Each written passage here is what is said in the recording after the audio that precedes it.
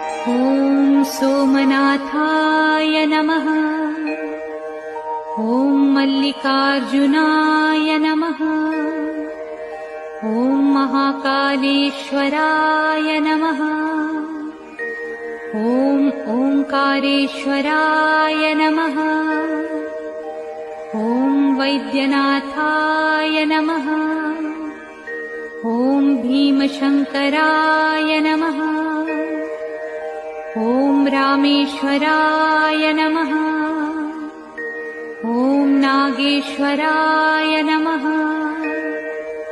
ॐ विश्वेश्वराय नमः। ॐ त्र्यंबकेश्वराय नमः। ॐ केदारेश्वराय नमः। ॐ भुस्मेश्वराय नमः।